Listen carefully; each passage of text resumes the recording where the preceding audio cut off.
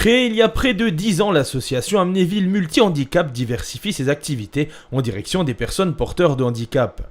Chaque semaine, Marcel et Christine, la présidente, interviennent à 2 reprises dans les écoles primaires d'Amnéville durant les temps d'activité péri-éducatifs pour sensibiliser les enfants au monde du handicap.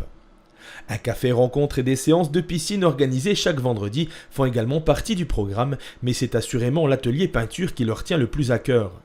En effet, sous les conseils avisés de Jean-Yves Massengo, des membres de l'association se réunissent chaque semaine pour réaliser des œuvres qu'ils exposent au grand public dès qu'ils en ont l'occasion. Notre atelier de peinture, c'est grâce à ça qu'on est connu. On a exposé quand même dans des endroits assez célèbres. On a exposé à Strasbourg. On a exposé à Strasbourg au Conseil général. On a exposé à Meurthe-et-Moselle, à Nancy au Conseil général. On a peint dans le hall du Conseil général de Strasbourg, du Barret. Barret, c'est bas, du Barret. Donc, on a exposé pendant une semaine et on travaillait encore au Peignon. Et après ça, on a exposé à la salle de la Bourse à Strasbourg, devant. C'était une salle très réputée. Hein. Et voilà, ça c'était pour les dernières choses. Après, on s'est un peu resocialisé parce que pour nous, ça faisait beaucoup de travail. Et puis, bon, on est handicapés, Christine et moi. On n'ose pas trop le dire, mais bon, ça nous fatigue beaucoup. Mais donc, après, on s'est retourné un peu sur Amnéville.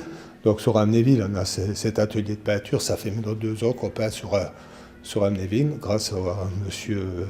Di Battista, hein, qui nous a, pas loué, mais nous prêté cette salle, cette belle salle, hein, qui est pour nous très lumineuse, et voilà, qui nous permet de peindre. De nous exprimer par la peinture. Comme on dit toujours, nous, on ne fait pas du dessin.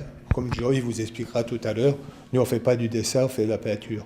C'est-à-dire, on s'exprime différemment par des gestes dessinés. Tout le monde sait dessiner, on fait une maison, on fait un carré, voilà. Mais la peinture, c'est toujours un petit peu de soi-même qui est représenté. Bon, on ne voit pas clair, donc c'est un peu spécial. Ça finit pas toujours par ce qu'on voudrait montrer, hein, mais en général, on arrive toujours à avoir un ressenti profond. Mais rien n'aurait été possible sans la présence de Jean-Yves Massengo, un artiste peintre qui a donné l'opportunité et surtout l'envie de peindre à Marcel et Christine. C'est lui qui, dès qu'il le peut, dirige l'atelier de peinture de l'association et prodigue de précieux conseils. C'est grâce à lui qu'on fait ça. Il est bénévole chez nous depuis tout le temps. J'aime bien raconter notre histoire, notre début de notre histoire. C'est parce que avant d'avoir Diga, à mon chien guide, j'avais Tango. Pour les anciens d'Amnéville, ils doivent se rappeler, hein, j'avais Tango. Quand Tango est mort, c'est lui qui a peint, on s'est connus. On s'est connus là, on était presque voisins, on habitait une rue à côté, et puis il me dit, j'ai demandé, tu peux faire le portrait de mon chien? Il m'a dit, ouais, pas de problème, je peux te le faire. Et quand il me l'a ramené, il y a la sympathie qui est arrivée, l'amitié qui est arrivée, parce que maintenant on peut parler d'amitié, c'est mon ami. Et il m'a dit, mais si tu veux, moi je peux t'apprendre à peindre. J'ai dit, moi j'ai jamais peint. J'ai dit, moi je sais pas peindre, moi je sais même pas dessiner une maison, quoi. Il m'a dit, c'est pas du dessin, c'est de la peinture, et tu t'exprimeras comme il faut. Il a rien fait, il m'a donné une feuille la première fois, il nous a donné une feuille, un peu d'eau, comme un gosse, un peu d'eau et de l'eau, une feuille, et on a fait des dégradés. Et ben au bout de la séance, il y a quelque chose qui est ressorti. Voilà, c'est ce que je voulais dire. C'est pour ça qu'on le remercie vraiment, parce que s'il ne serait pas là, on n'existerait pas par cette forme d'art. Disons que au départ, on a commencé par des techniques simples, donc, qui consistent donc, à faire la peinture comme tout le monde l'apprend, donc les gens qui sont voyants ou entre guillemets, ou qui n'ont aucun handicap visuel ou physique, entre autres. Et puis, on a commencé par la base, quoi, comme tous les enfants, comme les débutants, ils commencent.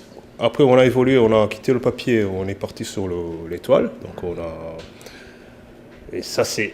Disons que je leur donnais un peu de moi-même, donc certaines techniques que moi j'ai développées personnellement. Et j'ai essayé de faire en sorte que chacun les développe soi-même. Autrement dit, il faut que chaque personne, selon son handicap et sa façon de voir et ce qu'il voit, entre guillemets, donc sache comment il faut ressortir ce qu'il a à l'intérieur de lui-même à travers la couleur, quoi, que ce soit, voilà. Et puis, au fil des années, des séances, des heures et des heures de travail, donc moi, j'ai vu l'évolution de chacun, voilà.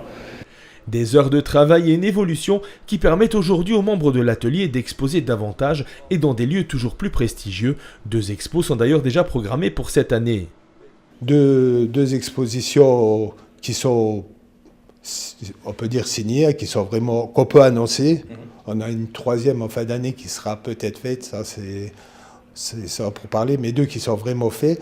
C'est une du 24 au 29 avril, au Seven Casino. Ça sera pendant la semaine du handicap. J'en profite pour faire aussi, pas de la publicité, mais pour parler justement de la semaine du handicap. Ça sera la 3e édition. Les 2 premières ont été un succès. On espère que la 3e, ce qui est en préparation, devrait être égal au moins aux 2 premières, quoi, hein. Donc ça sera, on était reçu par M. Gaël Philippe au Seven Casino, quelqu'un de très gentil, qui nous a bien informé que ça sera fait, hein. Et voilà, il y a ça. Et la 2e exposition, c'est quand même à la fin du mois de juin, c'est à la Villette, 2 jours à la Villette. C'est pas rien parce que c'est la Villette. Je pense qu'il y a beaucoup de peintres qui seraient contents d'y aller. Nous, c'est 2 jours. Pour nous, c'est important parce que c'est quand même l'aboutissement de 5 ou 6 années de travail, de larmes, de contrariété. Parce qu'il faut savoir que pour faire un tableau, comme vous voyez, il nous faut presque 2 mois, beaucoup de mal de tête, beaucoup de choses. Mais on est fiers. On est fiers de le faire et on est fiers de montrer que des personnes handicapées sont capables d'aller au-delà d'eux-mêmes pour essayer de montrer autre chose. C'est pas parce qu'on voit pas clair qu'on n'a pas le droit à l'art ou à la musique ou à l'art. Il y en a qui disent, ou il y en a qui courent, il y en a qui font du ski, hein, il y en a qui font. Nous, on s'exprime par cette façon et voilà, c'est notre façon de vivre et puis ça nous plaît énormément. C'est donc dans la joie et la bonne humeur que se déroulent les séances de peinture, une joie communicative qui a incité Julie, une jeune Amnévilloise, à rejoindre l'atelier après ses heures de cours afin de profiter elle aussi des conseils de Jean-Yves. Une présence très appréciée par Christine et Marcel qui poursuivent leur aventure artistique en créant des œuvres qu'ils souhaitent partager avec le plus grand nombre. Comme Jean-Yves dit, il y a bien des grands musiciens comme Beethoven qui étaient sourds, il y a pas qu'ils ont fait de la grande musique, il n'y a pas de raison que des aveugles ou des malvoyants n'arrivent pas à peindre. Hein. Voilà, ça c'est des paroles de sages.